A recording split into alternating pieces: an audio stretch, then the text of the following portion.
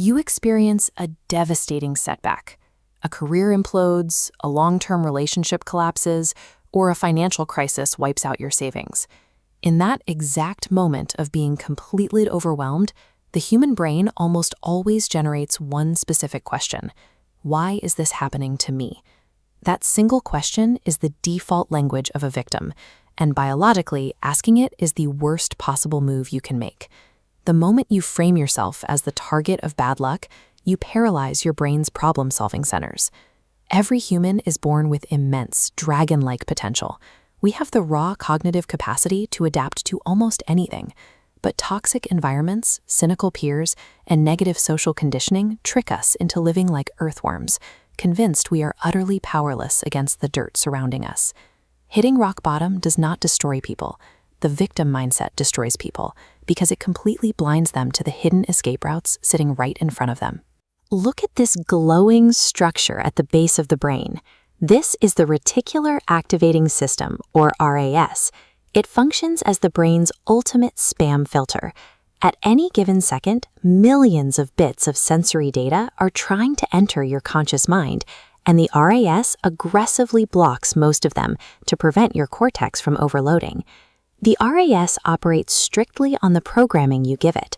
If you dwell on how unfair life is, you instruct your RAS to scan the environment for threats and misery. The filter lets in every piece of evidence confirming your bad luck, while aggressively deflecting resources, connections, and opportunities. But you can reverse this. When you intentionally force a positive focus during a crisis, you rewrite the filter's code. You instruct your RAS to actively hunt for solutions. It begins pulling in hidden advantages and overlooked data, magnetically drawing them into your conscious awareness. Luck is not a magical external force. It is a neurological filter that you are either programming intentionally or leaving entirely up to default destructive settings. Programming that filter requires a skill known as cognitive reframing. This is the active, calculated process of looking at a disaster and stripping away the emotion, choosing to view the event strictly as raw data and feedback. Take a minor annoyance, dropping and shattering a glass on the kitchen floor. The default reaction is anger or frustration. Reframing means looking at the shattered glass and registering it as a simple, immediate alert that you lacked mindfulness in that exact millisecond. It is a physical reminder to pay attention. You apply that exact same mechanics to high-stakes trauma. A painful divorce or a severe betrayal feels like absolute abandonment, but reframed, that exact same event becomes the ultimate freedom. The burden of a toxic partnership is gone, leaving you with a blank slate to rebuild your life on your own terms. Elite coaches use this exact psychological pivot to rescue individuals from severe trauma. Consider Tony Robbins. He endured severe abuse as a child, including a mother who forced soap down his throat. Instead of letting that trauma define him as a permanent victim, he reframed it into the deep psychological insight and driving force required to become one of the world's leading strategists. Highly successful people do not experience fewer tragedies than the rest of the population. They simply possess a brutal efficiency in converting their pain into fuel. When you see an image like this, you probably associate mindfulness with retreating to a temple and sitting passively in total silence.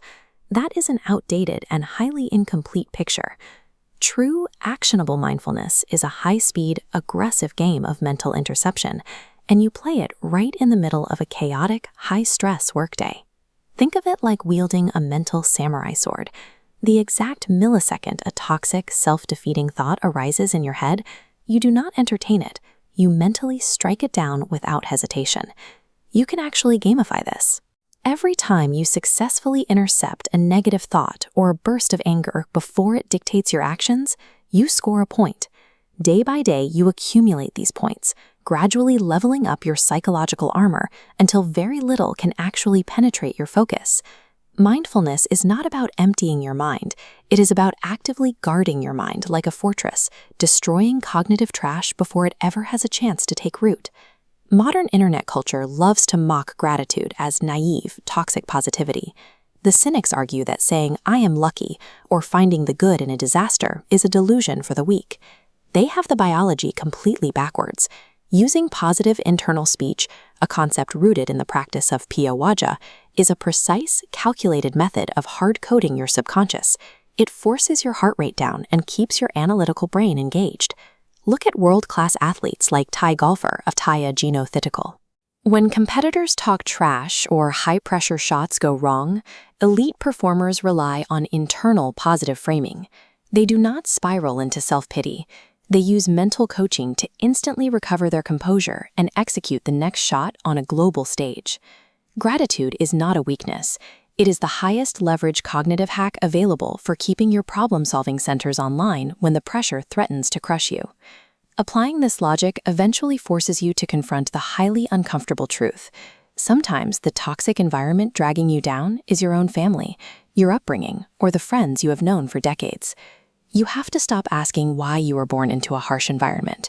Instead, view early adversity as an intense forge.